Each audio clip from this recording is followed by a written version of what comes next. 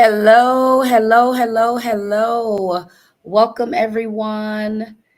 Good evening, good evening, good evening. I am trying to make sure that I am live, checking live on Instagram, and still trying to find it, but I'll find it in a second. Welcome, welcome tonight. I hope each of you are doing well. We are excited to kick off Road to Financial Freedom. So, welcome, welcome into the room tonight. Listen, if you are joining us, I want you to let us know where you are joining us from. So, type in the chat. Hello, Jackie. I see you, Jackie Filton. Welcome into the room. Welcome, welcome into the room. Tonight, hello, good evening. Let us know what state, what city you're joining us from. Blessings to each of you tonight. We're excited that you are here. And we are looking forward to the remainder. This is our kickoff tonight, our first night. We have 12 months ahead of us. 12 months ahead of us.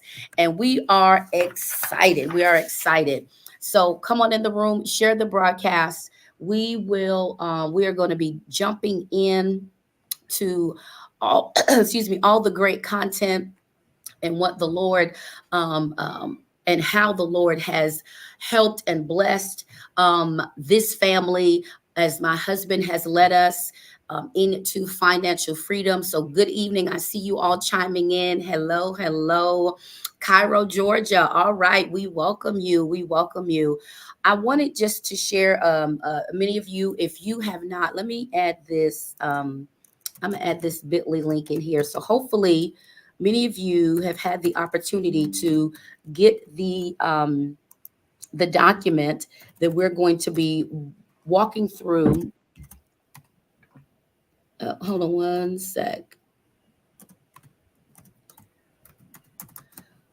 The document that we're going to be walking through tonight, it's the budget packet. So I'm putting it Duluth. Hey, Duluth. Duluth, Georgia. Sierra, blessings to you. So I have just added the link. Actually, it looks like, hopefully you can see it in the comments. So if you have not gotten your budget document, you want to make sure you get that. The bit.ly link is there. Hello, Stone Mountain, Georgia. Hello, Jackie Buckmeyer. Welcome everyone in to the broadcast. Listen, share the broadcast because this is going to be an amazing journey that you are going to take. Hello, Crystal. Are you in the Carolinas? Let us know. Raleigh's joining us tonight. We welcome you. We welcome you. So I welcome you tonight. I am Dr. Nedra Buckmeyer, and I pastor alongside of my amazing husband, Pastor Kurt Buckmeyer. And I just want to share a little bit about myself. Of course, I'm a pastor, I'm a wife, I'm a mother. I'm a certified master life coach, mentor, author, preacher of the gospel, and daughter of the King. Amen. And serve alongside of my husband and have been for the past 18 years. This November, it will be 19 years. Hello, Monroe, Georgia. Decula, I see Loganville, Georgia in the room. Welcome, welcome to all of you. And just wanted to share a little bit about me. Now, for the past, of course, 18 years, my husband and I have pastored Spirit and Truth International Worship Center. And I see several of you on the line. Blessings to all of you. We thank you for hopping on and sharing, because listen, this is going to bless your financial lives, okay?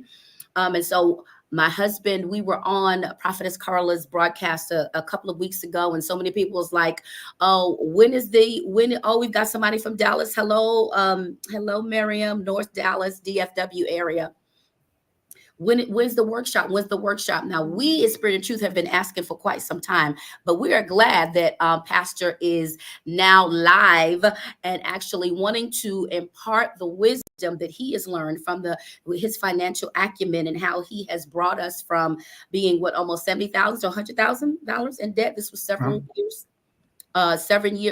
years ago, but thankfully He has brought us to this place with discipline in our finances, biblically based principles, and understanding financial principles in order to be debt free. So we are debt free, just paid off our home. Somebody give God glory.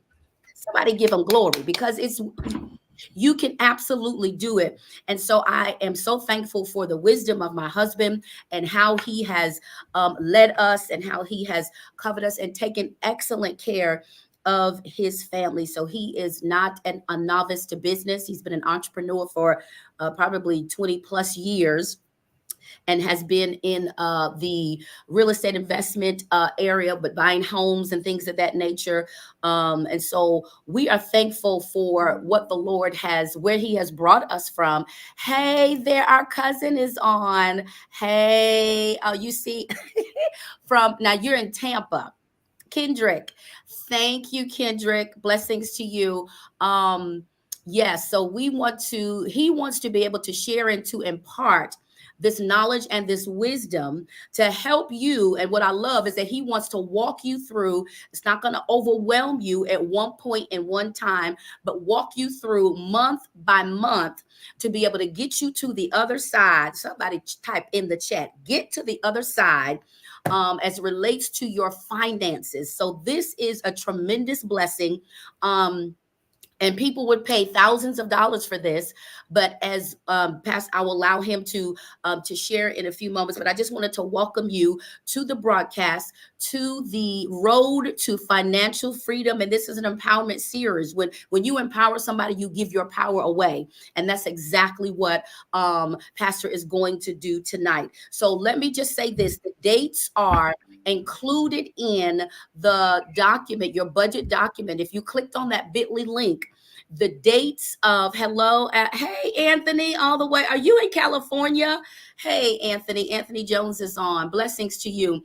If you clicked on that, you're going to want to get that. Now I'll put it in the chat again. If you've missed it, say I need it again, and I will happily put it in, because you're going to need that document to help you walk through what we're going to be talking about over the next couple of sessions. So if you need it, just say, I need the document, and I will absolutely put it in the chat so that you can click the link and be able to get the document that you need. It's a document where you can follow along with us, so that you can start out the session tonight. And so you need it again? Okay, I'll put it in. I'll put it in as soon as. What I'm going to do is turn it in to the hands of my amazing husband, Pastor Kurt Buckmeyer. I'm going to turn this over into your hands, and take it away. Awesome. Good night, everyone. And thank you for sharing with us. As my wife was saying, as Pastor Dr. Nedra was saying, welcome to the road to financial freedom. And I want to thank Prophetess Carla. Prophetess Carla gave us the opportunity to speak around finances on her, for lack of a better term, program ministry on, I believe, in the beginning of this month. And then coming out of that, had conversations with some of the members. And part of the reason for the structure of once a month is that we can go ahead and do 8 weeks or 10 weeks or 12 weeks. But what happens is we deposit the information, and then we leave you alone to walk it out. And what we wanted to do, what the Lord deposited in my heart, is not, so we're going to give you the information. We're going to spoon feed it to you and help walk you through for a year. And you'll see more clearly as you look at the document. Part of the reason I like the document, I use the document, and we facilitate, and whenever we counsel people for finances, we use this budget document, is because in the beginning, it talks about setting goals. And why is that important? That is important for what you will see. The Bible says, write the vision and make it plain. You don't know what God does for you until you write your vision, begin to walk it out. And what you'll see is, as you said, 1 year goals, mid 2 to 5 year goals, and then long-term goals, or short-term, mid, and long-term goals. What you'll see, many of your long-term goals, as you begin to walk it out, what you're expecting God to do in 5+ years, he does in 2 to 5. What you're expecting God to do in 2 to 5, you'll see him doing in 1 and 1.5. Simply because you're diligent about managing the resources, right? In the Bible, it's called being a steward. All a steward is a manager. You are a manager of resources. And one of the things you have to acknowledge, the Bible says it's God that gives us the power to gain wealth. And if you manage the wealth well, God gives you more wealth. Okay, I'm going to say this up front, probably going to repeat it. Many times individuals are facing financial troubles and they believe the solution to my financial problems is more money. But I'm here to tell you tonight, and if you Google it, you can find out for yourself, 70% of lottery winners end up broke in just 2 to 5 years. The reason being is that if you don't manage your money, the money will manage you. It doesn't matter how much money you have, you can spend it, right? It's a matter of going from Coach bags to Hermes bags. It's a matter of going from buying a BMW to buying a Ferrari or a Lamborghini, right? It's just a matter of, depending on how much money you have, how large a toy or how expensive a toy or how expensive a thing you're gonna purchase. It's a matter of buying a 70-inch screen television or building out a whole mini movie studio and a man cave.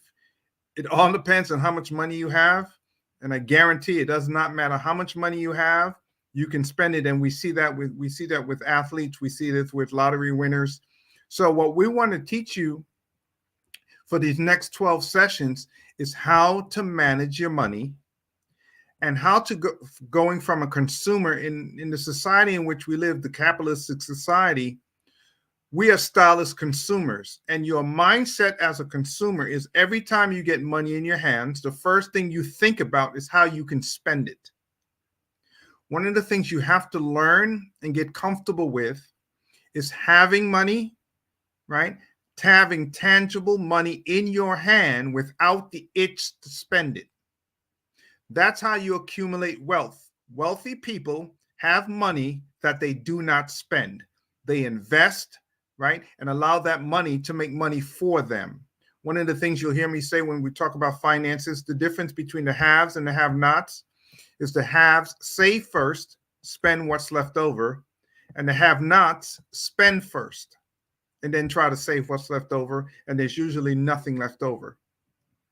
So that's what we're talking about. That's what we're going to talk about tonight. Right off the top, I want to do this. I want to encourage you to invest in what we're talking about. And in essence, invest in yourself. So Dr. Nedge is going to put up my Cash App. Why am I doing this? Right? I'm doing this for a specific reason, right? I'm doing this because one of the things in the capitalist society is we don't value the things we get for free. I'm going to say that again. It's almost like a psychological thing. Whatever you get for free, you really don't value. It's just like those of us who are parents and you have children and they get grown and you go out and you think you're doing a great thing. You buy your child a $30,000 car, a $25,000 car. You value it, but they don't value it as much because they got it for free. And then you turn around and then they go out and have to buy their own car for $5,000 or $10,000 or $15,000, and they value it more because it's coming out of the money's coming out of their own pocket. So hear me when I tell you, it's not about the money. It's the fact that you're actually purchasing or paying for the information you're about to receive.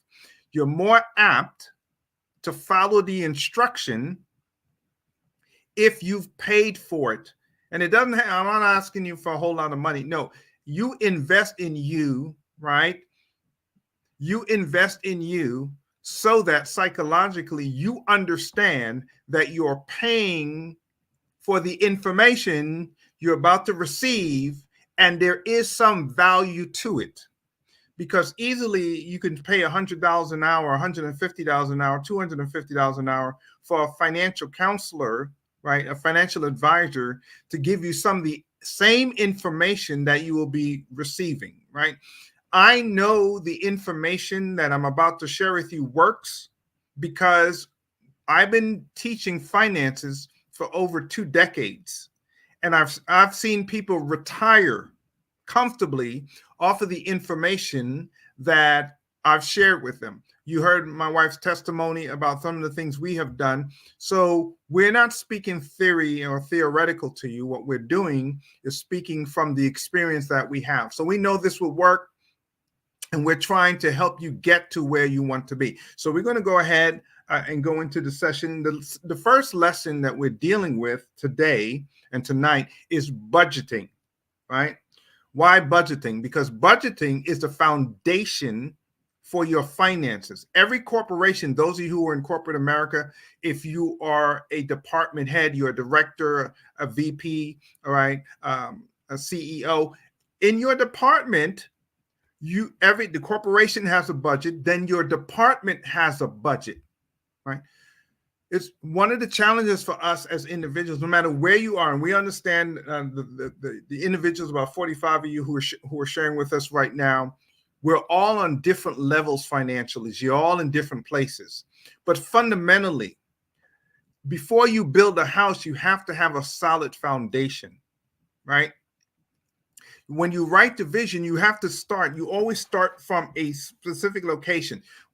In terminology today, when you put in your destination in the GPS, the first question that it asks you is, do you want to use your current location as a starting point? We need to know what is your starting point, where you are. So as we begin to walk it out, we can document where you want to get to. Financially, that requires a budget, right? In finances, every dollar should have a destination. At the end of the year, we just finished December of 2023, you made $50,000. You made $75,000. You made $100,000. The question is, do you know where that money went? And that's part of the problem, right?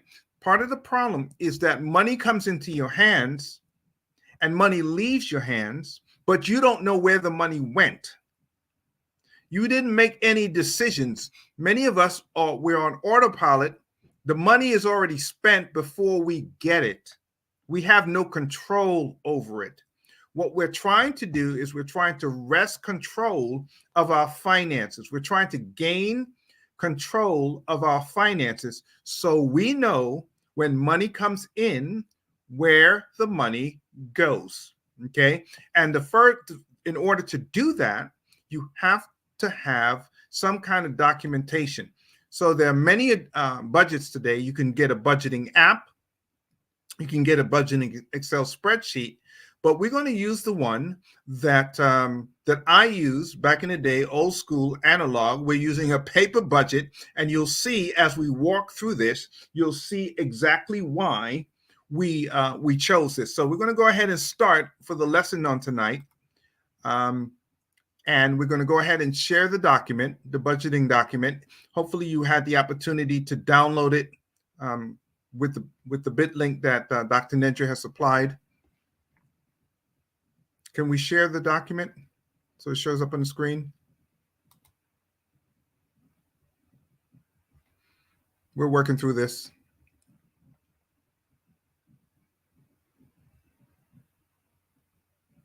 I'm adding it to the stage, but it's not coming up. Hold on one sec. Let me see. You want me to stop sharing and try it again? Because it's showing up here for me. Oh, no, I know what's happening. There it is. Okay.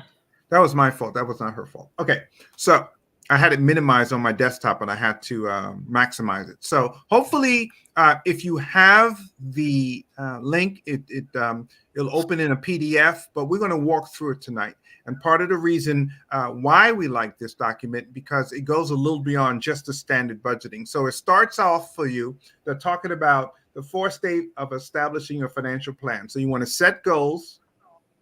We want to take a realistic look at our financial situation, where we are, right? We're going to construct a budget plan, and then you're going to do some practical work. You're going to keep track of your spending, right? Every dollar should have a destination. When money comes in, you want to know where money is going. There are many programs out there to help you determine if you're double paying for maybe a streaming service, right? Some of us, I remember back in the day when we had Dish Network, we basically was basically paying for the maximum amount for the service simply because we could. right? Until I started evaluating, okay, I'm paying $250 a month for TV. What am I actually getting, right? Because I didn't watch $250 worth of channels. You see, and many a times you may be paying for Hulu, you may be paying for Apple, you may be paying for Disney Plus, you may be paying for Peacock, you may be paying for Prime and Netflix, right? $5 here, $10 here, right? You're not watching all of that television. I signed up for Prime to watch the Star Trek Next Generation series. When it went off, I canceled Prime, right? Halo season 2 is going to come out. Not Prime, Paramount. Halo season 2 is going to come out. So either I'm going to wait till it finishes, sign up for this 7-day trial, free trial, watch the whole thing, and not pay for it. Okay, one of the things you have to learn, and I'm going to keep reiterating this to you so it gets into your heart and your mind. Your money is more valuable than many of the things you choose to spend it on. Once you understand that, you learn to prioritize keeping the money and not spending it. So let's continue on in the document. So the document starts off, and this is going to be part of your homework assignment, okay? So after that, it starts off by you establishing goals, okay? Like I talked about, you have short-range goals, less than 1 year, right? Mid-range goals, 2 to 5 years, and then long-term goals. And hopefully you can see this. If I need to maximize it, I'll put it in the chat, let me know. So I filled it out for you. So collectively, what we want to do collectively, as we walk through this, in 1 year, we want to have $1,000 cash. That means at any point in time, you would be liquid $1,000. That means at any point in time between now and the next year, you can put your hands on $1,000. What happens, and you'll see the statistics many a time, 60% of adults in the United States of America cannot handle a $500 emergency because they live paycheck to paycheck. Right? I'm going to give you a strategy of how you can have, in a very short period of time, gain $1,000 cash. But what you're going to have to learn how to do is have the $1,000 and not spend it. That's how you have $1,000 cash. Your net worth, as you evaluate your net worth, it speaks to your assets, right? If you always spend the assets that you have, you'll always have a negative net worth. So that's the short-term goals for each and every one of us. We're going to get cash. Somebody say cash. I can't hear you, but cash. So midterm goals. So I gave you an example, pay off my car loan balance. If you have a car loan, right, pay off the balance, save for a down payment for a house. Right, that's admirable goals. So pay off my car loan balance, $7,500. Save for a down payment for a house. For most of you, if it's your first home, you're only going to need about 3% down. But you want a little extra. So I say, 2 to 5 years, I want to save $10,000. So I want to pay off $7,500. I want to save $10,000. That's $17,500. So right off the bat, in 5 years, I'm talking about $18,500 right off the bat. You see, this is important because as you begin to walk this out and you look back, you have the opportunity to see what God has done, because you might be able to accomplish that in 3 years instead of 5. That means you're 2 years ahead of schedule. Okay. And then long-term goals, buy a house, right? $300,000. Pay off student loans. Anybody out there who have student loans understand that's a long-term goal. We don't really stress and push to pay off student loans because the interest rate is so low, right? But so these are the things, part of your homework assignment for lesson 1. Want you to fill out, you can be doing this as we're speaking right now, fill out the budget, right? What are your goals? What do you want to accomplish financially, right? My previous pastor said, if you don't know where you're going, any road will take you there. Something to think about. If you don't know where you're going, any road will take you there.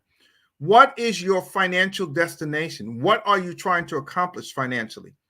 You know, some people just come up with some nebulous terms, generic terms. I want to be rich. Well, what does that mean? What does rich mean to you? You talk to a 10-year-old, rich might be having, $100, well, 10 years old today, maybe having $1,000. Back when you were making minimum wage, rich is maybe, I remember goals for myself was be able to make $1,000 a check. If I made $1,000 a check now, I'd be in trouble. I mean, we can spend that at dinner. Family of 4, you take the Ruth Chris. You see what I'm saying? What does rich mean to you? You have to have concrete, finite. When it comes to numbers, it has to be concrete and finite. Do you want $1 million? Do you want $5 million? I tell people all the time, one of my goals is to have $1 million liquid, right? $1 million in my investment account, liquid, right? If we were to look at assets, those of you who have homes, your biggest asset is your home. If you pay off your home, your net worth is your home. So our house is worth, you can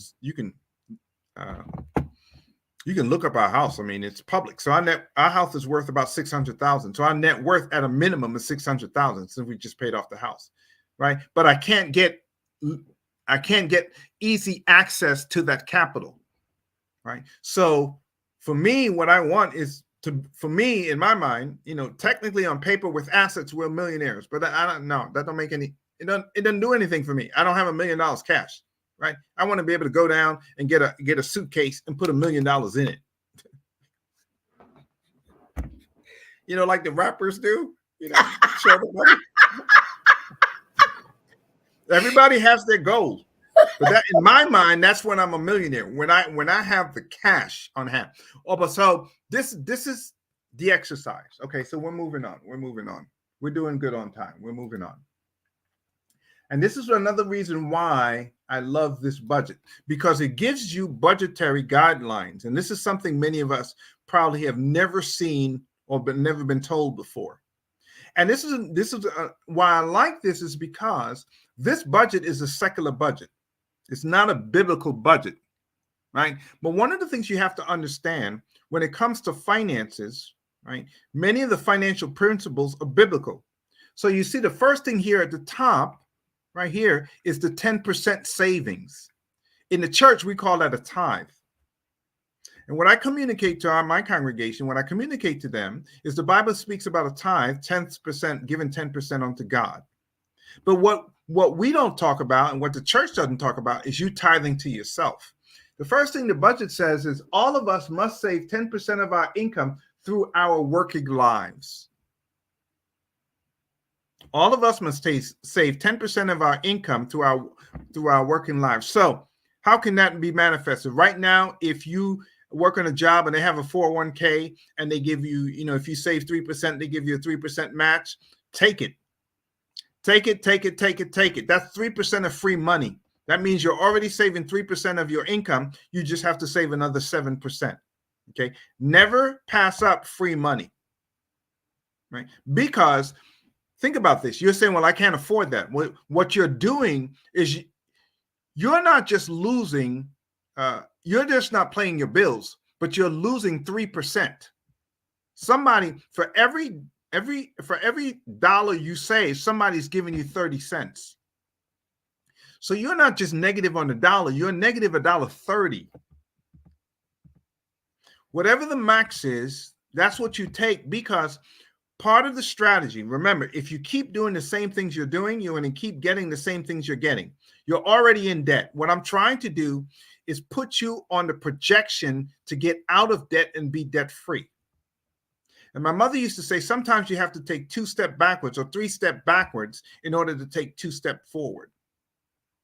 In your mind, if your mindset is always spending, always, as soon as, and then we're going to talk about lessons 2, the lesson 2 homework, is many of you have already planned and spent your tax return. You haven't even filed the taxes yet, but you already have it planned and spent.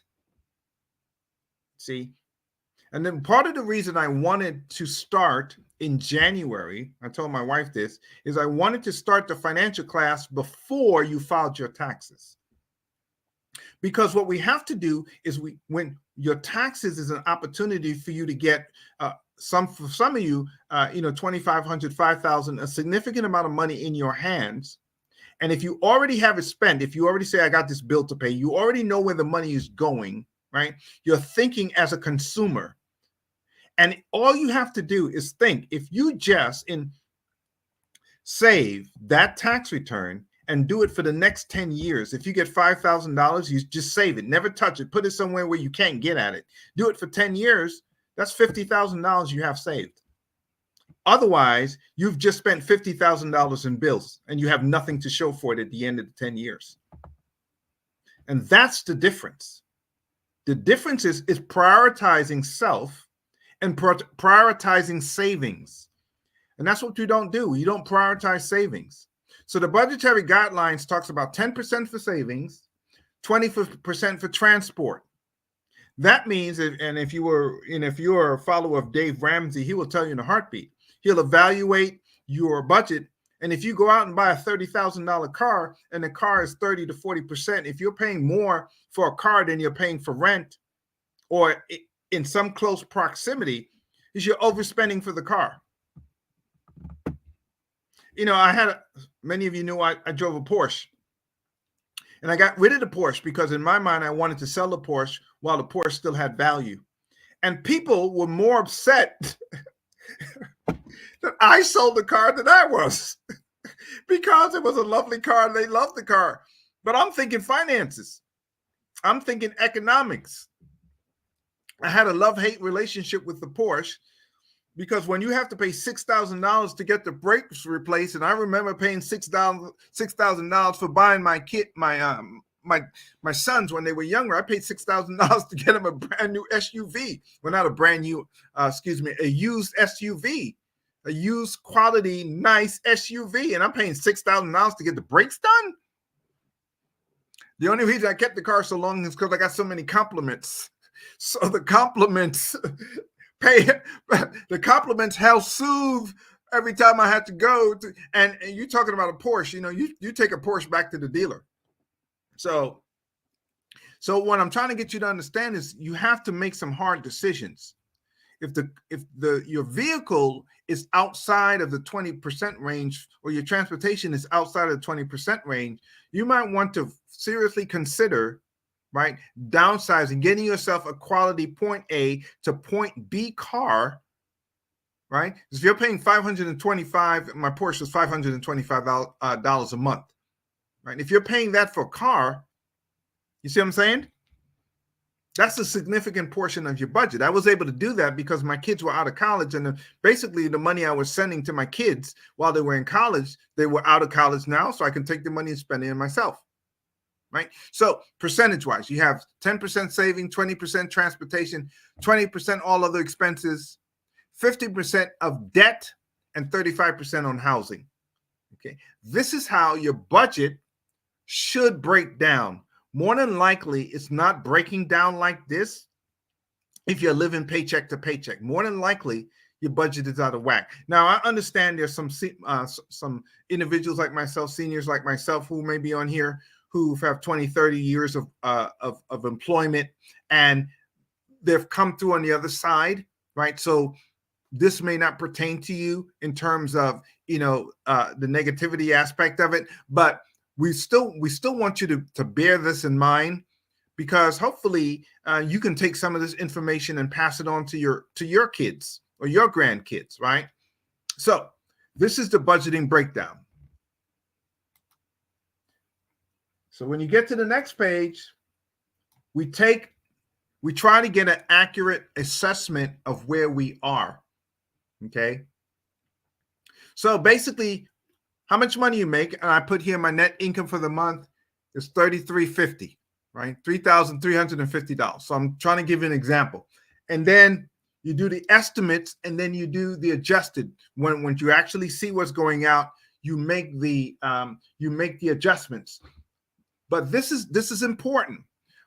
This allows you to know where every dollar is going. So some of these things, like life insurance or health insurance may be coming out of your check. So it may not be a separate designation or a separate line item. Okay. You can make it a separate line item, but if you do that, then you have to add it to your net income, because for some of you on your job, it's just coming straight out. So you never actually see it. All right. So, but you want to know where each dollar is going, right? So that you can have the ability to determine if it's out of whack, right? If it doesn't line up with the percentages.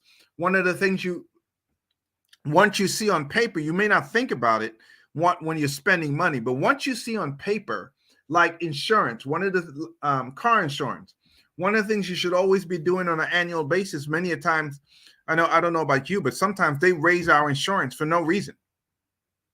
I just changed when we're looking at insurance. I was working remotely from home 24/7, right? All 7 days a week. And so when I did the insurance and I say I'm going to the office 1 day a week now, they raised the insurance. I'm like, why are you raising the insurance? Because I'm going to the office 1 day a week? I'm like, oh no. I went straight on the internet and I started going. We've had Geico before, we've had Progressive before, we've had e-insurance before. I just log back into the same old accounts and get an estimate from them and see who's going to give me the lowest insurance rate. And sure enough, I'm always saving a couple of $100. All right. I mean, when it really happened one year when I had two teenage sons on my insurance, and my insurance went from $5,000. No, they went from $4,000 to $8,000. Progressive wanted us to pay $8,000. Right. And oh, by the way, we have the home insurance with Progressive. So we should be getting a bundled rate. I'm like, oh, you got to be crazy. I'm not paying $8,000 to drive a car. I went straight out there and started looking, and I got e-insurance for $5,000. Saved $3,000 on insurance that year. The next year, Progressive came back and gave me the insurance for $5,000.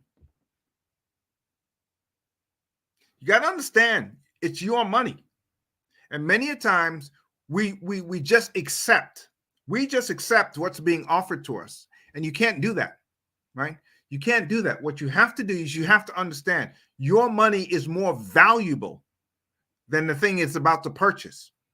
Okay. So what you want to, again, that's $3,000 I saved, right? $3,000 I'm able to do something else with. So this is a straight breakdown. And you see, it gets very detailed for those who have pets, those who have children. It talks about school lunches and school supply, right? You have union dues. You have recreational item, movies, sports, cable, TV, right? You can break some of these things out, but we have charity here. You want to know where your money is going. You don't want your money leaving you in a vacuum. That's important. Okay. And again, we're going to have time for questions. Okay. And again, this is the foundation. We're building to a thing. Okay. But I can't put the roof on the house without a strong foundation. We can't talk about, for some of you, maybe you're already at investment, which is fine. We'll get there. But what we're trying to do is bring us all along. So at the end of the 12 months, we're all celebrating. We're all at a place where we want to be. Right. So we'll have opportunities for you to ask questions, those of you who are more advanced. But I still want you to have a strong foundation, because no matter how you grow in your finances, one of the things you still want to know is you still want the ability to be able to manage your money. Right. So, and hear me when I tell you, it's easier to manage 10,000 than it is to manage 100,000. It's easier to manage 100,000 than it is to manage 1 million. And it's easier to manage 1 million than it is to manage 100 million. Okay. That's why you see a lot of these times it happened to Steve Harvey. It happened to DJ Khaled. They were paying people to pay their taxes, right?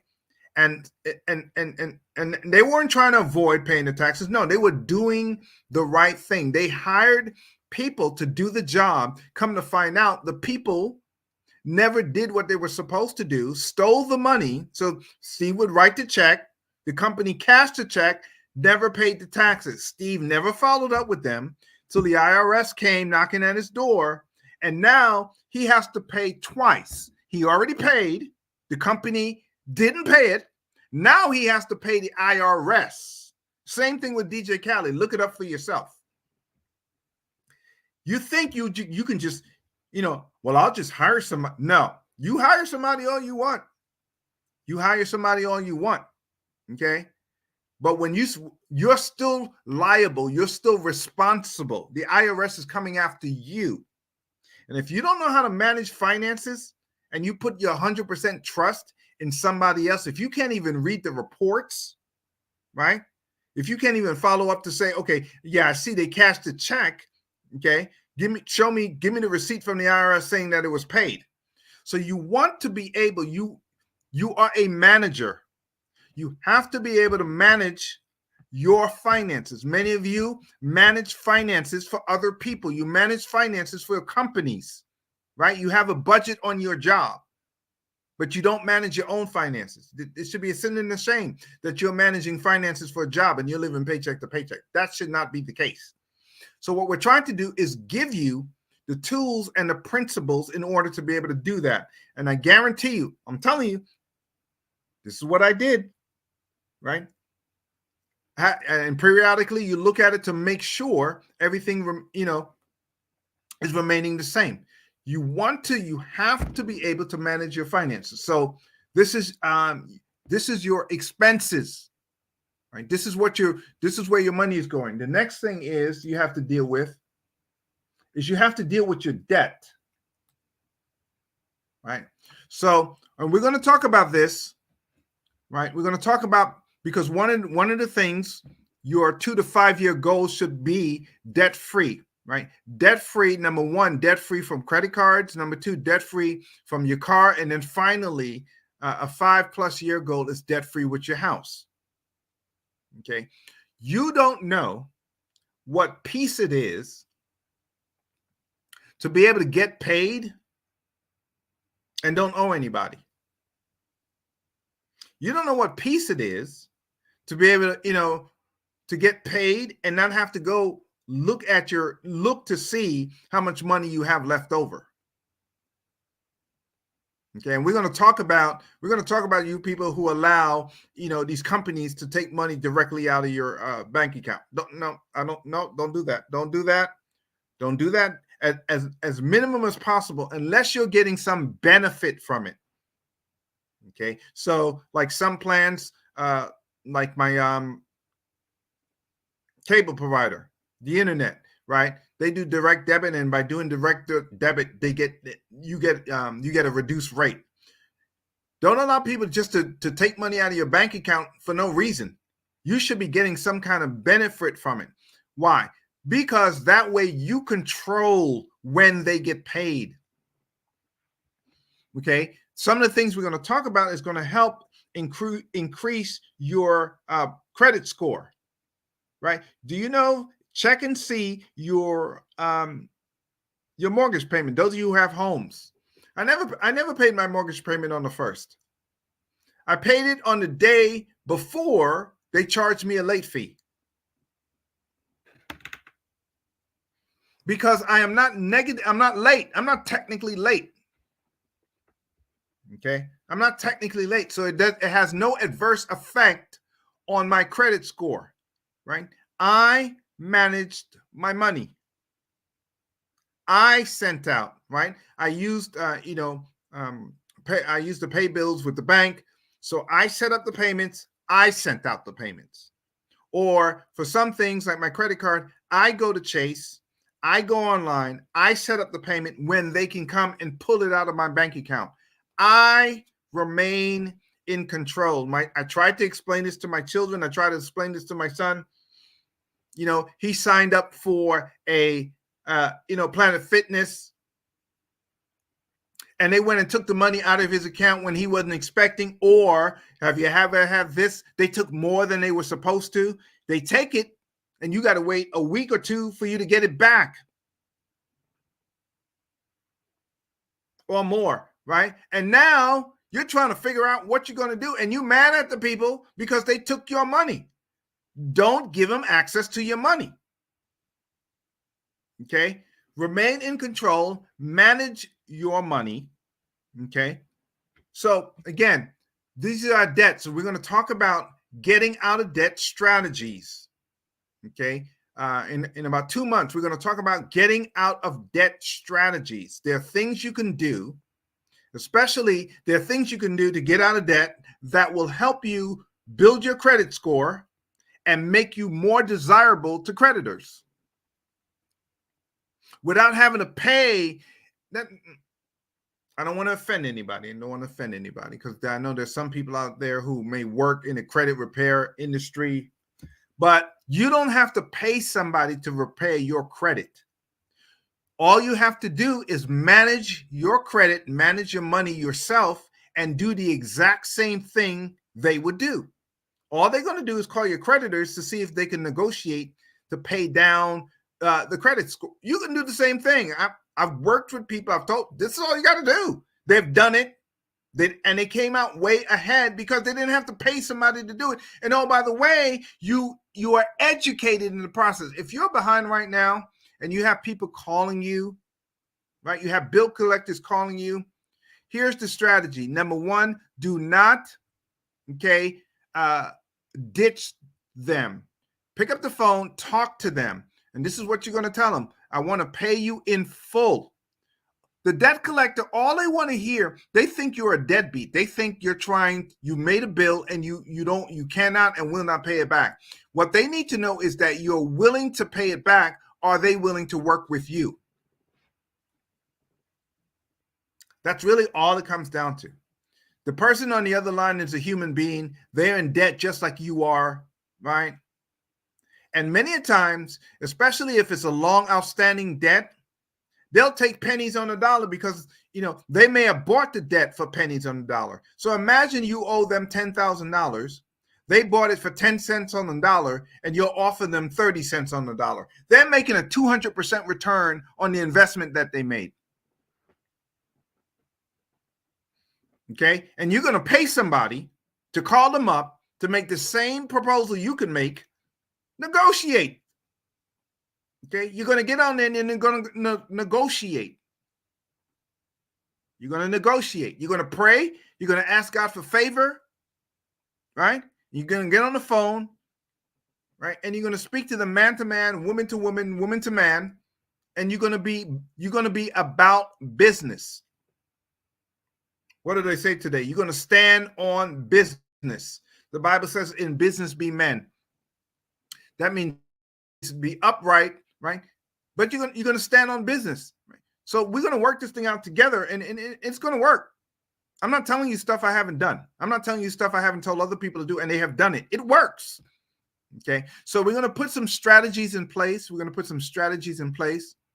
Okay, to help you pay off your debts. Right. And in doing so, it will help you increase your credit score that will put you in a better position to be able to purchase a home. Okay. I don't believe in filing bankruptcy. Because I've been in debt, a lot of debt. And the reason you don't file bankruptcy unless there's strategies for filing bankruptcy, but it stays on your credit report for 7 years, I believe. So that it adversely affects your credit report for 7 years. And the question is, what do you gain out of it, right? Many times you don't really learn anything from just filing bankruptcy. So unless it's something like a medical emergency, okay, we can work this thing out. That's why, remember, we're talking about short-term goals, 1 year, medium-term goals, 2 to 5 years, long-term goals, 5 years plus. You didn't get into debt overnight. You're not going to get out of debt overnight unless it's a miracle of God. Okay? So we're going to deal with that. And then you have an idea of what your financial situation looks like. Right? So you have an idea of what's coming in. you have an idea of what's going out, and then you have an idea of what's left over, whether it's a surplus or a deficit. And I'm living according to my budget, I'm living paycheck to paycheck because I have a $45 surplus at the end of the month, right? Not much you can do with $45. And I didn't even put in going to the movies. I didn't put in, eating out. So with this budget, I got $45 left. So there's some things I got to do. In order for me to get from point A to point B. Whether I need to get a second job, whether I need to, see what I can cut out.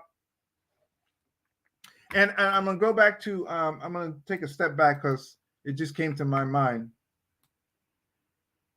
Now, when my wife and I were young couples, we were just getting married maybe a year or two. When I did this budget, I did the budget down to her, back in the day it was pantyhose. Okay. I did the budget down to her pantyhose. Why did I do that? Because again, we were both working, money was coming in, it goes to the collective pool, right? So it talks about personal items, toiletries, it talks about hair and salon and beauty. So, for men, your barbershop, maybe, $100 a month. You got to put that in there. Women, your nails, your pedicure, your manicure, all of that stuff, because you're working, right? But you want to be able to take care of yourself as well. Especially we were ministers in a church, right? We reflect God. We reflect the ministry. All of those things went into the budget, right? So she wore pantyhose. We knew what the brand was. Back in the day, it was, it's still TJ Maxx, Marshalls. They sold a brand. So when we got paid, we went there and we bought 5, 6, 7, 10. We bought what they had. So it was never a situation where, okay, there's things that we needed for ministry that we did not have, because it was almost like part of a uniform. You see, if you do these things, the budget works for you. Every dollar has a destination, right? There's no oops, where did that money go? We know going in, you got to get your hair done. We know going in, you got to get your nails done. We know right? We know that. If it's really tight, and that's, that's $50 a month, that's, getting your hair done, your nails done, then you might have to pull that back and say, instead of spending that $300 a month, I'm going to do my hair myself one time, and I'm going to go to the beauty parlor one time. Okay. So I'm going to cut that in half. Instead of $300 a month, I'm going to spend $150, right? Instead of going to the beauty parlor every week or the nail salon every week or every 2 weeks, I'll go to the nail salon once a month and I'll do my nails the other one. You see what I'm saying? You have to make decisions. If you keep doing what you've been doing, you're going to keep getting what you've been getting. I want to get you to the other side. To be able to get to the other side, we're stylist disciples. We're disciplined people. Disciplined people have to make difficult decisions in order to difficult people have to make difficult decisions in order to get disciplined people have to make difficult decisions in order to get to the desired destination. Thank you, Holy Spirit. Right? Disciplined people have to make difficult decisions in order to get to the desired destination. You say that 3 times fast. But you get my point. We're trying to get to the destination. And in order to get there, we're going to have to make some difficult decisions. Okay? Hear me when I tell you. Please hear this. One of the things I learned, especially in church, I never tried to keep up with the Joneses, and I laughed at the people who try to keep up with the Buckmeyers. My mother made it very clear to me. Kendrick, for any of our family on here, right? You never look at what other people have because you don't know what they've done to get it. And I've lived through that. I've seen people hurt themselves trying to keep up with us. Right? And I wasn't even studying them. Right? I'm just doing because we lived through difficulties. We made sacrifices. We left the townhouse to go to a 1-bedroom apartment in order to buy a house. Why? Because my mother used to tell us all the time, sometimes you got to take 3 steps backwards in order to make 2 steps forward. And the society doesn't teach that anymore. You're trying to keep up with the Instagram model, right? You think they're on a private jet. No, they're in a studio in Los Angeles.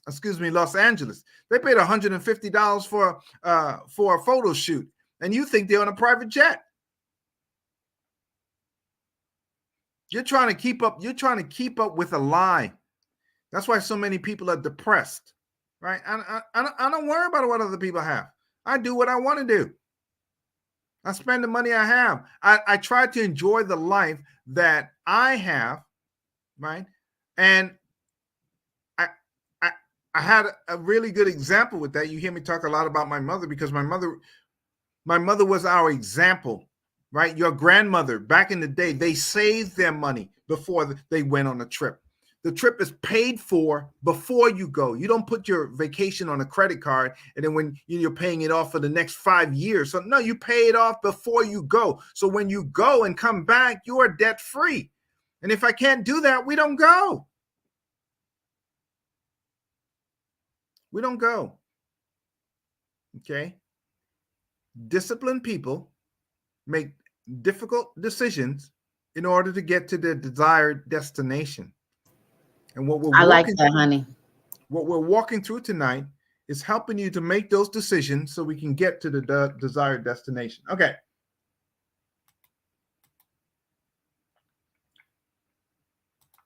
So the document you have also talks about your spending diary. So you're able to track. Many of you know, you've heard me talk about the one thing I spent money on is food. So there was nothing for me to pay $100 once we got to the place. So, when you're climbing up and you get in there, you're bringing lunch from home, been there, done that, brought lunch from home, because you can price it out. That's $100 a week. I'm not spending on lunch, right? Make the coffee, put the coffee in your, in your tumbler, right? You bring your coffee from home or you wait till you get to work for free coffee, right? I'm not stopping at Dunkin' Donuts. I'm not stopping at Starbucks, right? That adds up, right? $6 a day, $5 a day. That's 5 days. That's $30 a week. That's $120 a month. That's $1,440 a year you spent on just coffee. Just coffee. $1,400 a year just on coffee. Right? You buy the Starbucks in the grocery store, right? You buy the brand, you make the coffee at home, you put it in your tumbler, you take it to work. That's going to save you about $1,000. Thank you. You're welcome. That's what we're talking about. That's what we're talking about. Understanding the diary, understand where your money goes. So for me, right, once we arrived at the place, we're making money and we've come out of the difficult periods and stuff. You got your house and all of that stuff. I spent money on food. The one thing I spend money on is food. It's nothing for me, especially if we're working on projects, we traveled and you're working with the project team, we go out to lunch. Nothing to spend $10, $15 on lunch. Nothing. Right. And in my mind, the reason I'm spending the money for lunch, because I work for the money. I work for the money and I'm investing back in my body. I'm keeping my body, so I'm not spending the money. Fortunately for Christians, we don't smoke. So we don't have to worry about that. We're not vaping. We don't have to worry about that. We're not drinking, right? We're not going to bars and paying 10, 15, I don't know what a drink costs at the bar, but I know it ain't cheap. We're not paying $6 for a glass of beer, right? You see, living righteously saves you a lot of money. Sin is expensive.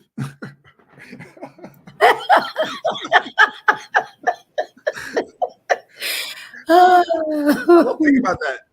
But the other, when you were back in the day, when you were out in the world, sinning's expensive.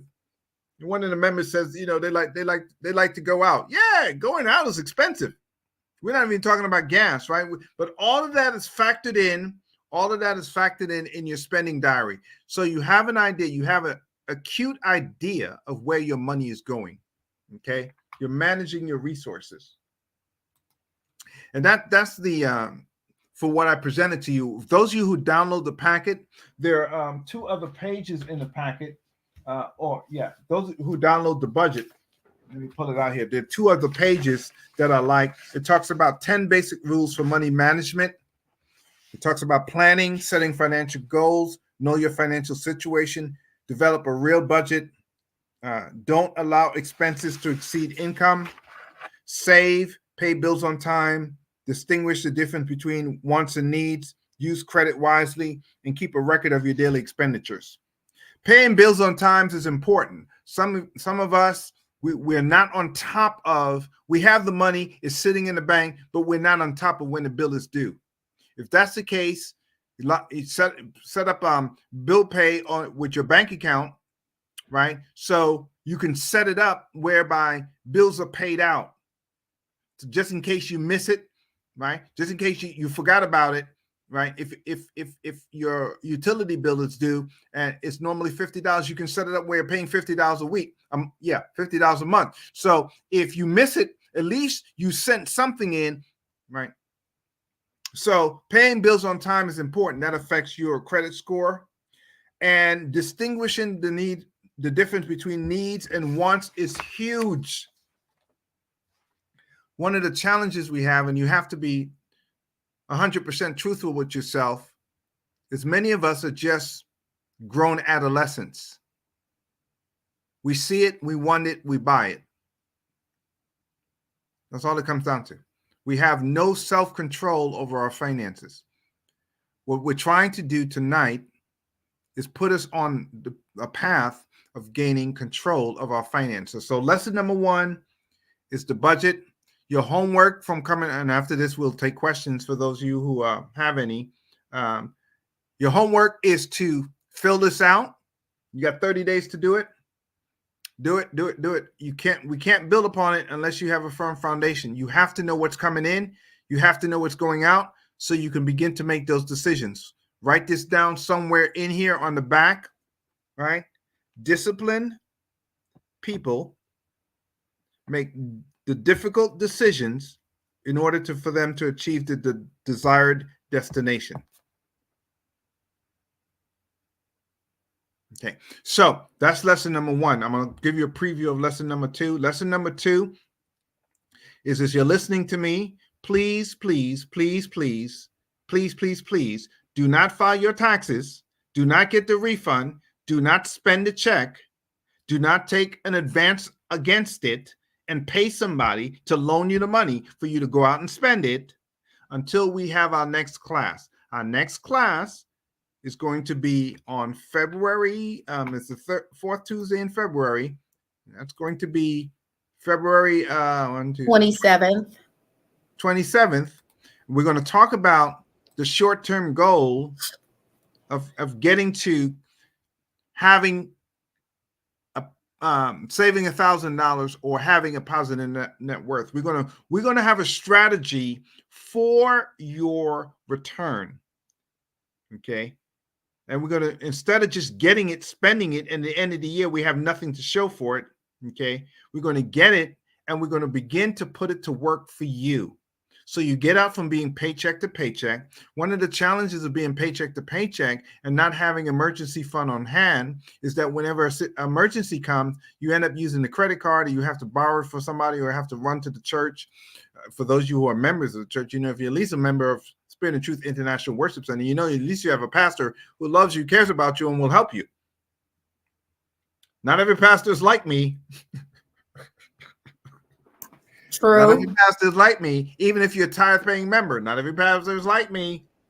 So what we want to do is we want to get you in a position, okay, that will benefit you. And even if you're in a situation where you're looking to invest, okay, we want you to get a control of your finances, right? Because in our secular society, debt is acceptable.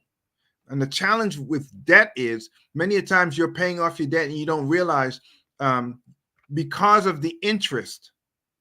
If you're paying a credit card with anywhere from 19.99 to 29.99%, for every dollar you spend, you're paying back $1.20 and $1.30. We want to recapture that 20 or 30 cents. Okay. In order for you to be successful in this country, what you have to do is stop paying interest to somebody else and start getting that interest as a dividend to yourself. So your money is making money for you. Okay. So we can talk about that. So that's the lesson for tonight. You have 2 homework assignments. Homework assignment number 1, fill out the budget, read it, study it, get it in your heart, and do the spending diary. Understand where your money is going, and then begin to make decisions that will benefit you, right? Whether it's canceling some service providers. You don't want that much television anyway. Why are you paying for all of these streaming services? You can't watch that much TV. Okay. So instead of just paying, it's only $60 a month, but $60 a month for 5 streaming services turns out to be what, $3,000 a year. It adds up. Okay. If there's something you want to watch, cancel the streaming services. If there's something you want to watch, go get the 7 days free trial and binge watch it for 7 days and then cancel it again. I'm trying to save you some money. Okay. So that's number 1. Number 2 is we're not going to file our tax return. We're not going to get the refund. We're not going to spend it. We're not going to go, we're not going to buy that bag. We're not going to pay off that loan. We're not going to do that. We're not going to do that. We're going to talk about, and we're going to give you options, and we're going to have a plan for the tax return. Okay. With that, with the time we have left, we're going to turn it back in the hands of Dr. Nedra and any questions that may come out of this session. Oh my goodness. Was this not, listen, this was priceless information. It's not priceless. Go get the Cash App. Invest. That's right. Let me put the Cash App back up. Hold on 1 second. We want you to invest. We want you to invest in your future. This is serious. I take it seriously. I take this very seriously. Because that's part of why I invested the 12 months. Because you will see as we walk through this together, if you adhere to the words that are coming out of my every Sunday, we say, and if you apply the word to your life, you will never be the same. Hear me when I tell you, if you apply these financial principles to your life, you're going to be all right.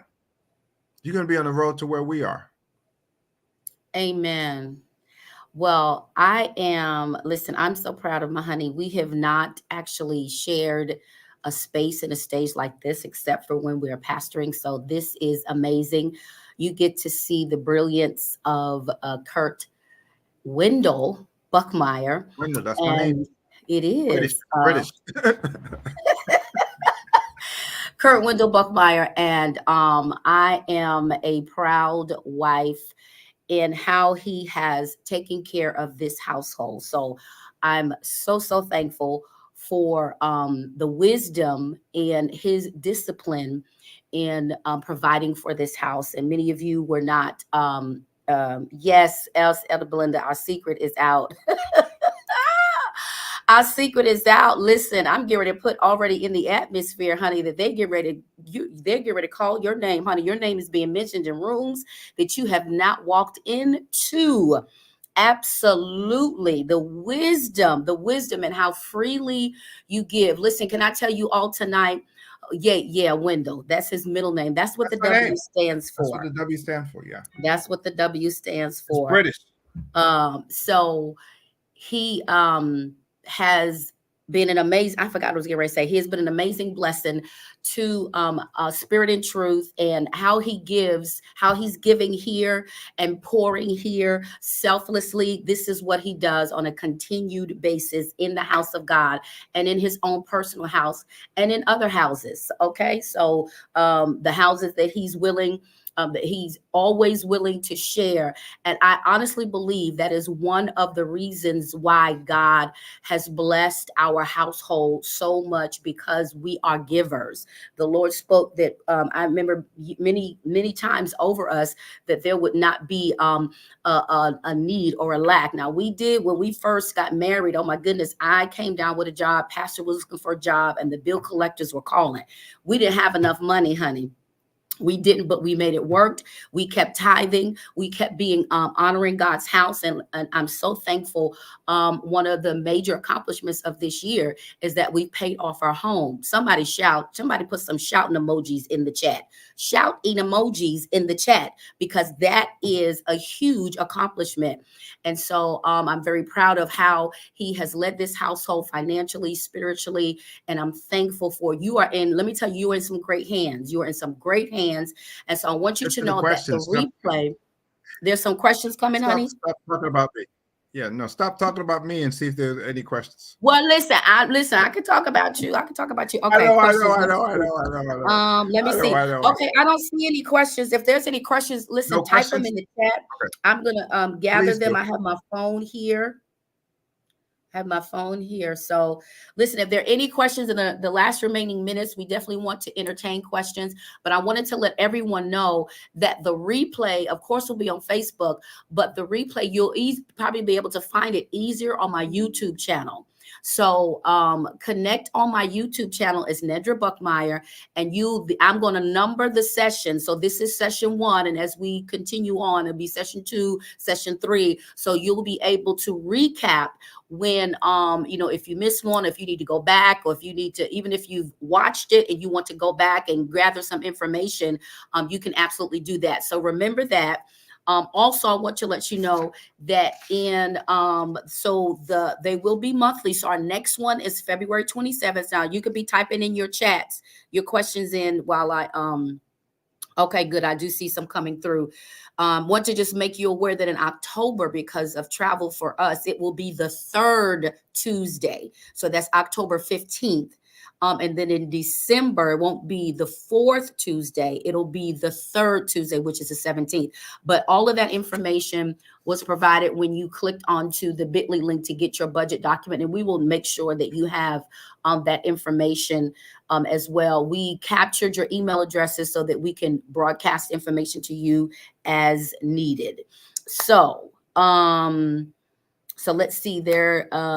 Pastor, instead of being outside, I will invest in my future. Okay. Yes, I thought that was a question, Sierra. Okay, I see a question from Elder Belinda. It says, can we talk about insurance?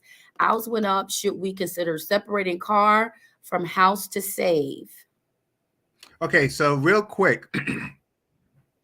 So a lot of it depends on who your insurance provider is. Your insurance, specifically to Elder Belinda, and this is to anybody who's going through a phase. You're going through a phase where you have young adults in your home on your insurance. One of the things we ended up having to do, especially when the kids were in college, I had to, because of their poor driving, I had to take them off of our insurance and got each of them their own individual insurance. Now, it's a little more difficult when everybody is in the home.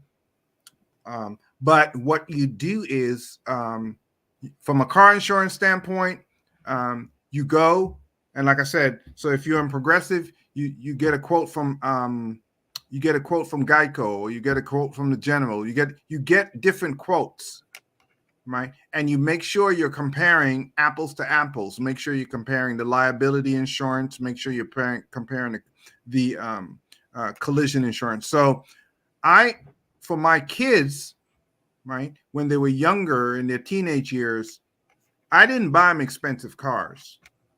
So in the first couple of years, I got them Ford Explorer Sports. Those were 2-door Ford Explorers.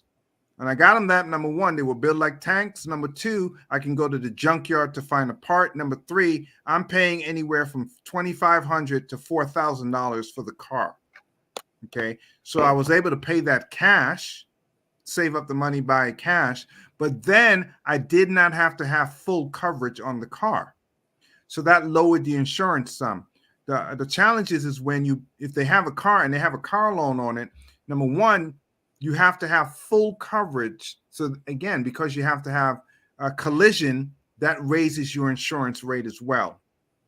So the answer is I've never changed the home insurance. The home insurance was always with Progressive.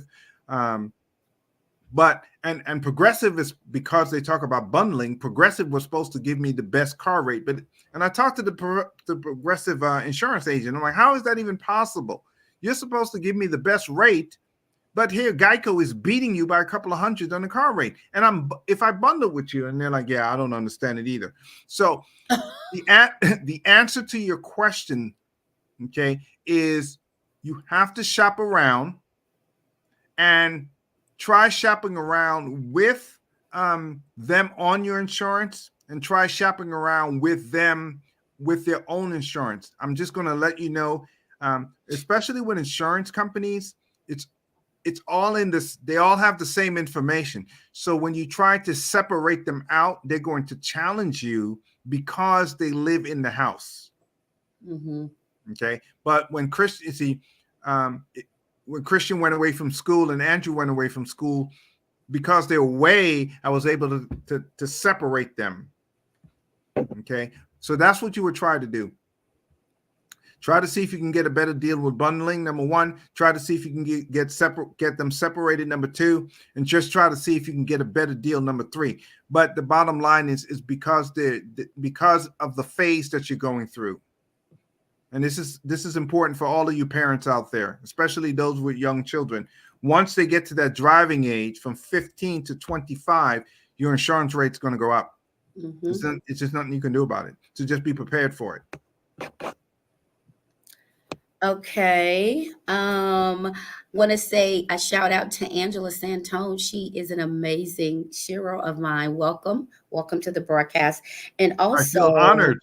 I am so honored. Yes. And Pastor Samuel Hammond from Ghana, Carla, is on. I just saw him come on. We went and did missions there in 2019.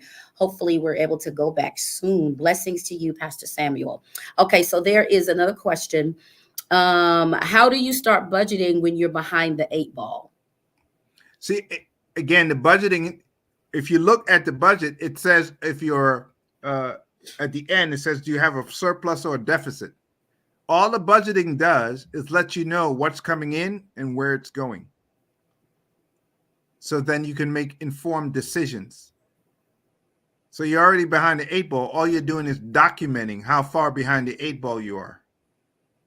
And then I'm sure there'll be some strategies that you can help with, maybe possibly paying off some. Yes, that's again. Yeah, that's why I'm impressing upon you not to get write it down and turn around and just spend it. Okay.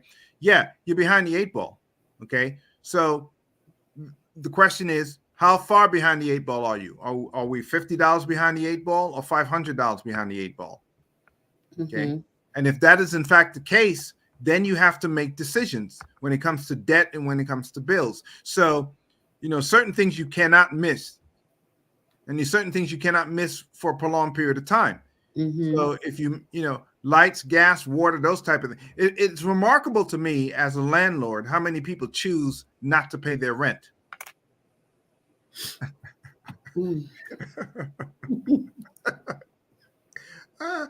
You are very well acquainted with that, sir. Yeah, it was remarkable to me. Yeah, it was remarkable to me how many people behind the 8 ball that chose not to pay their rent. But they came up with strategies, right, not to pay their rent and not to do it for a certain period of time, because depending on where you live, like in Georgia, DeKalb County, okay, there's a certain amount of time you have to miss. You miss 1 month's rent, and then they have to put in the eviction papers. That takes a couple of months, and then so they knew the system. Mm-hmm. But again, decisions have to be made. So maybe you skip a month when you're paying your bills. Paying your debts, but then you're going to incur interest. Mm-hmm. Okay. A lot of these places have programs to help people who are behind the 8 ball. You just never managed. You were not disciplined enough to be able to manage your money to determine how far behind you are on the 8 ball, and then what resources are available to you to help you get out of Yeah. The first assessment is knowing where you are. Yeah. Write the vision, make it plain. How you know if you're behind the 8 ball, how far behind are you? What are you praying for? There's a Yeah. difference between God bless me and God, I need $150 to pay this bill. Yeah. So definitely write it down, and then we'll definitely, I'm sure there'll be some strategies as to how you can get from behind to ahead. Yeah, our God is a God of specifics. Yes. I'm gonna tell you this. I'm gonna tell you this. I'm gonna tell you this. And this again, I'm trying to come with this. I'm a Christian person. I'm trying to come to this from a sound financial principle standpoint. And you notice um, there are principles that the document, the budget talks about. There's one principle that we believe in and we teach is that you have to get God on your side. If we're going to speak from a biblical standpoint, the Bible says, give and it will be given back unto you in a good measure, pressed down, shaken together. Will he allow men, we include women with money too, to give it back unto you? He said, bring you a tenth, bring it into the storehouse so there can be meat in my house. He says, prove me, put me to the test. If I will not open the windows of heaven and pour you out a blessing, you will not have room enough to receive it. We, and my wife is a witness here, we always put God first, no matter how far behind we were. The reason being is that you cannot withdraw from a bank that you first haven't made a deposit in. It's true. I can cry out to God and say, God, I need $150 to pay this bill. And I haven't deposited and trusted God, right? We put God first. We put every creditor after God. And if you manage your money and if you get to a place, when you get to the place as we walk through this, there are two things, there are two priorities. God comes first and you come second. Bill collectors come after that. And the reason you're behind is because both God and you are not in the picture. You're not prioritizing God, you're not prioritizing yourself. That's why you're behind the 8 ball.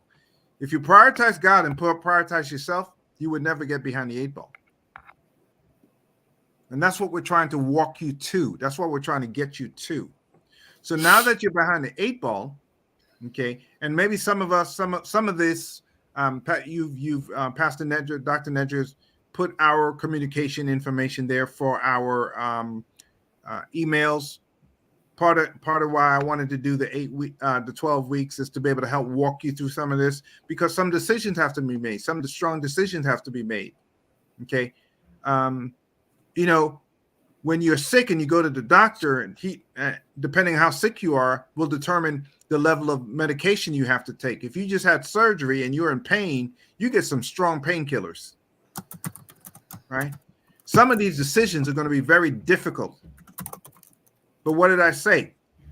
Disciplined people have to make the difficult decisions in order to get to the desired destination. So how far behind the 8 ball are you? Are you so far behind that you're willing to cut out television for a year?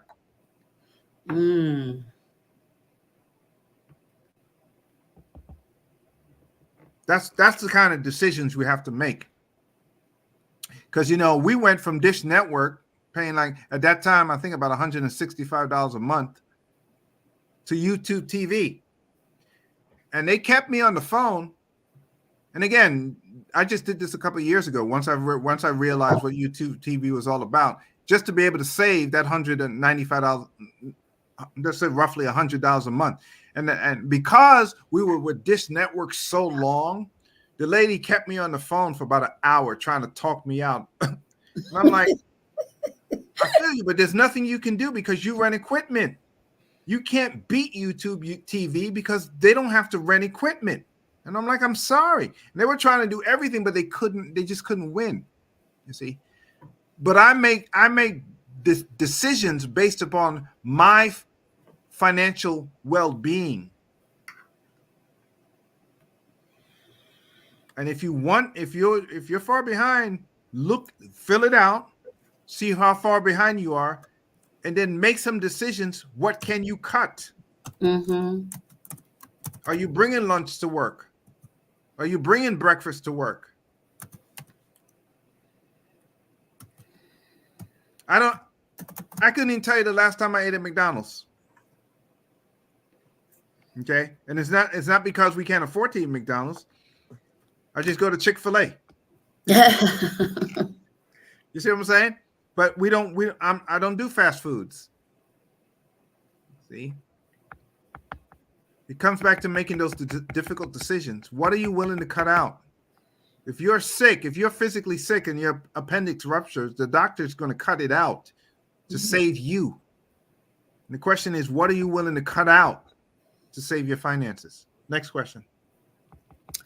Wanted to say, for those who are currently joining us, thank you so much. We are coming to the close of it, but just answering questions. The replay will be available on my YouTube channel, Nedra Buckmeyer, also on Facebook. And you're going to need to, I just put in the chat, to grab the budget document. That's what we're talking about. I just put that in the chat. It's HTT. You'll see it there in the chat. It's a bit.ly link. But the next question is, do you have any recommendations for best high yielding savings accounts?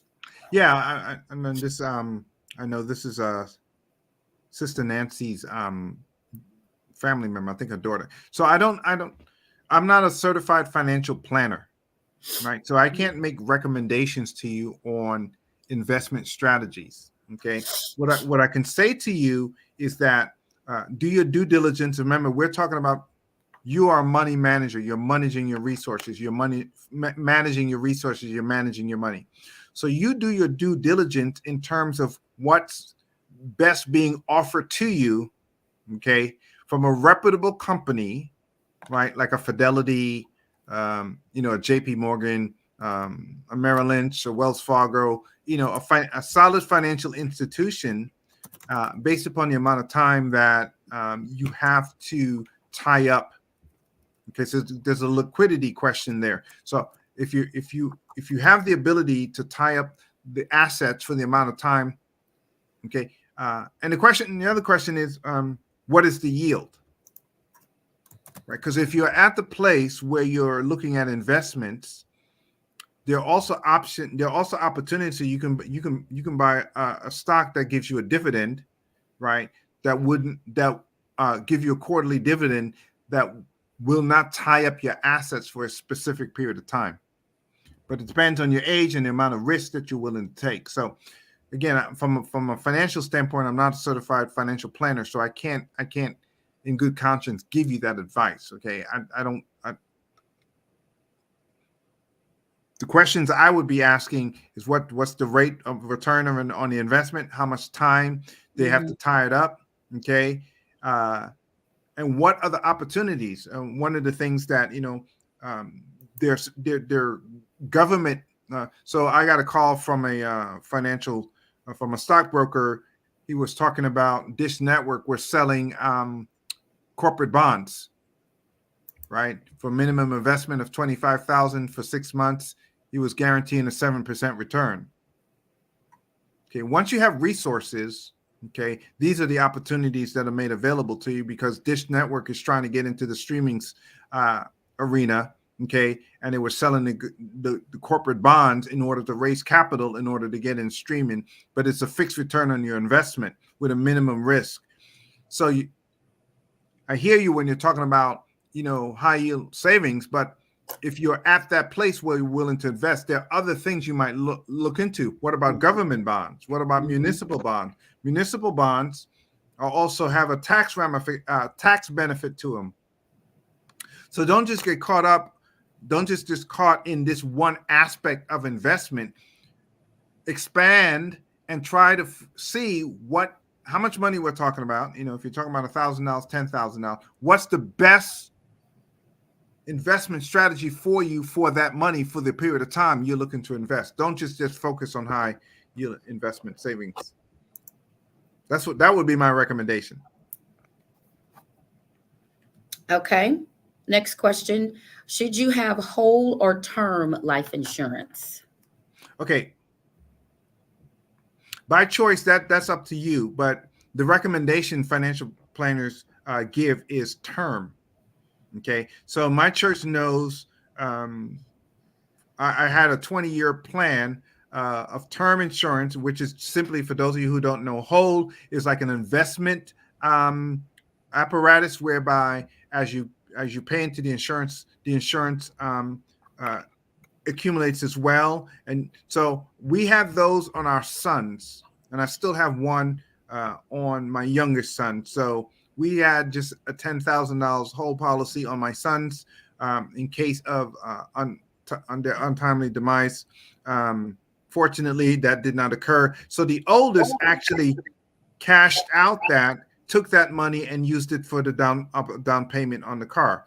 For myself, I'm 60. So back when I was in my 40s, we took out $1 million term policy on myself, and that's going to expire next year. So we're in the process of reevaluating that this year.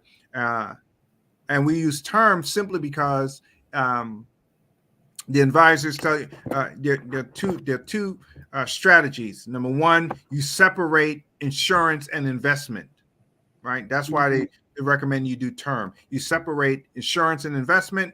This is my insurance. These are my investment. And the insurance is primarily for, the Bible says a wise man leaves an inheritance for his children's children. And it's one of the things that Jewish people do. One of the ways they carry, what's the term? I can't even think right now. Legacy. They leave a legacy. They leave wealth for their children's children is to insurance. Okay. So that's what we did. So we set it up whereby if anything would happen to us, the payout would be $1 million. That's going to expire, and we're going to reduce that to $500,000, right? And it was primarily to maintain lifestyle. So I always taught that you have term insurance, death insurance, right? A lot of times in our community, we don't have that for reason of selfishness. We don't want to leave anything behind for anybody. But I believe what the scripture says: a wise man leave an inheritance for the children's children. And because we're, because of the biblical principles, we're not drinking, we're not smoking. So right now, my $1 million policy, which I started 20 years ago, I pay $221 a quarter, which is basically $1,000 a year for $1 million of life insurance. Short answer is I recommend term. Other financial planners would probably recommend something different. I like to separate the two. Short insurance is insurance and investment is investment. So next question. Okay, next question. What are the best ways to build generational wealth for our children? Insurance, death insurance. Next question. Let me see if No, one of the challenges you have, so you would think, and I try to help my kids. I try to, I don't infringe upon people. Okay. One of the things you learn with this generation, they want to figure it out for themselves. So I try to give instruction, but modeling. So a lot of the things I do, I saw my mother do. Modeling wise choices in front of your children is important. I tried to teach them about capitalism. I've told the story in my church. I've told the story multiple times. Back in the day when 2008, when we had that the recession, gas prices went up to $3 a gallon, and my kids was walking around the mall wanting $250 for sneakers. I'm like, dude, you don't understand. Gas prices $3 a gallon. We ain't buying no $250 sneakers. That was the time Nike was coming out with limited edition sneakers. Almost the beginning of the sneaker trade as we know it today, where you had the limited edition. Teenagers would have to spend the night spend the night outside the store online in order to be able to just have the opportunity to purchase the sneakers. And it's like, Dad, I want $350 to buy the sneakers. I'm like, no, we're not going to do that. This is what we're going to do. You're going to understand capitalism. I'm going to sow to you $350. You're going to get that sneakers, and then you're going to turn around and sell it for $450 because there was a market for the sneakers. I'm going to say you're going to do that 3 times. You do that 3 times, then you buy the sneakers, then you get it for free. That's capitalism. Okay, so you try to teach them about capitalism. You try to get them to understand about finances. Okay, but in terms of you leaving an inheritance for your children, number one, you purchase a house, you work to pay off the house, right? So then they'll have a tangible asset. We have a tangible asset. We have a house, right? And if anything ever happens, they have some place to stay, or they have the ability to sell the house and split the return, the proceeds from the house. That would give them depending on how long we live, a minimum is going to give them $300,000. That's how it's done. It's done over a period of time. Okay, by making wise financial decisions. Okay, making wise investments. One of the things we'll talk about investing is dollar cost averaging. Right, that means you may not be able to afford 1,000 shares of Amazon. Last time I checked, I think Amazon's at $154 a share. You may not be able to buy 1,000 shares of Amazon. You may not have 100 shares is 15,000. You may not have 150,000, but you can buy 10, 1,500. You can take your tax return, buy 10 shares of Amazon. That's $1,500. You do that 10 years. That's how it's done. A little over a long period of time. Yeah. That's how you get to retirement as a millionaire. Yes. I didn't see any other questions unless I missed them because I wrote these down.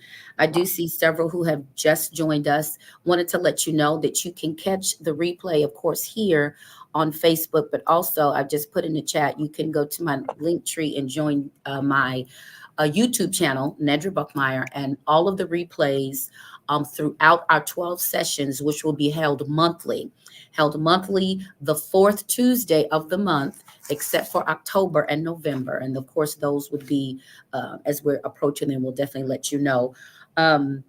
So if you wanted to watch the replay, because I do see some who have just recently come in, we've been talking about the road to financial freedom, and we're going to help people walk through 12 months, one session a month to help you get to the other side of your debt, financially free. Understanding we'll have a component of investment. I do believe we'll be bringing in Sean Thomas and to share. He has recently started a business he is very passionate about, understanding stocks and bonds. I don't understand those. So I just don't. So it'll be beneficial for me as well as you. So hang in there, stick in. Thank you all, so many who have joined us. We had about 60 on tonight, and we are excited that you are here. Listen, my husband is pouring. I'm thankful for the pour. This is what he has lived. This is not theory.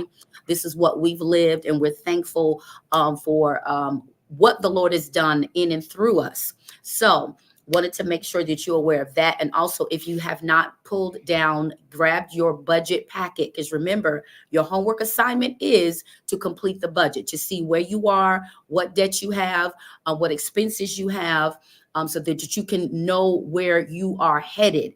That's half of the battle. What's coming in, what's going out, what are your responsibilities, and then you can build from there. So if you need that, I'm going to put in the chat one more time the link for you to get your budget document. It is absolutely free. So you just need to get it and complete it. Our next session will be February the 27th at 7:30 p.m.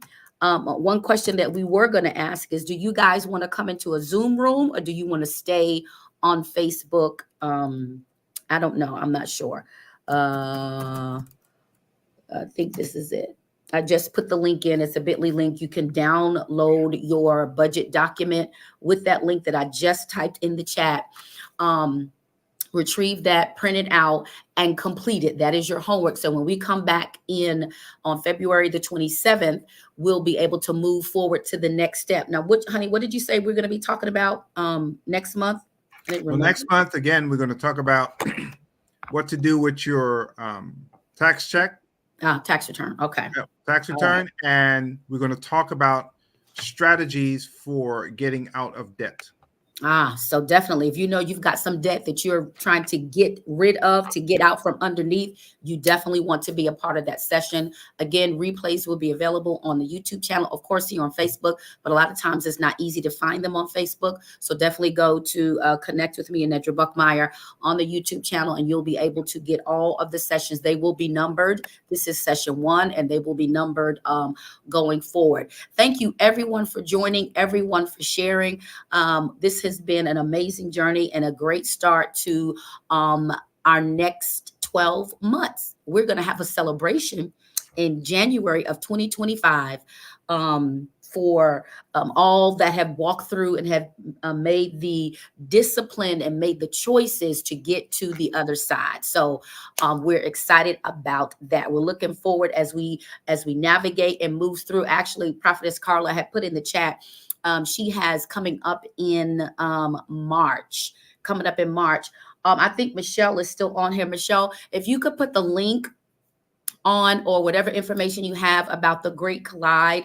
It is an amazing, empowering event. And she put on in the information chat that Pastor Kurt will be there talking about finances. So listen, you don't want to meet that. I know that Don Clark is doing something with the men or ministering with men. So definitely you're going to want to be a part of that, because you'll get to be in person, not virtually. That will be here in Atlanta. I know it's March. I think it's the 15th through the 17th. I don't know actually what day, but you definitely want to mark that on your calendars to be a part and to be in the space. So thank you all so much.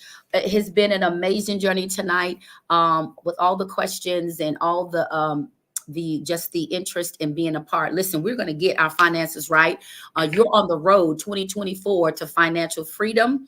And we're excited about what you're going to do. Yes. Any closing remarks, honey? No, this is great. We've made the first step. We're building the foundation, and you will see, I guarantee, especially the goals. Especially the goals. You want God to move on your behalf. What the goals does is 12 months from now, 2 years, 5 years from now, shows you how God moved on your behalf. You have to write the vision and make it plain, and then you'll see God move. So thank you for sharing with us tonight. God bless. Thank you so much, Michelle, for adding that in. If you go to lionsroarministry.org, you'll be able to see all the information for the Great Collide, where Pastor Kurt will be sharing live and in person during that time. That's amazing. I love it. I love it. So, great night. Good night to everyone. Thank you for Ghana, Africa joining, and for so many who have joined from different states and cities. We're thankful for you. Listen, we'll be back February 27th. Yes. Share the broadcast. Sharing is caring, especially in this with this type of information. This has been loaded. It has been loaded with gems and principles to help you on the road to financial freedom. So have an amazing night to everyone, and we will see you next month. Have a good night. Love you all.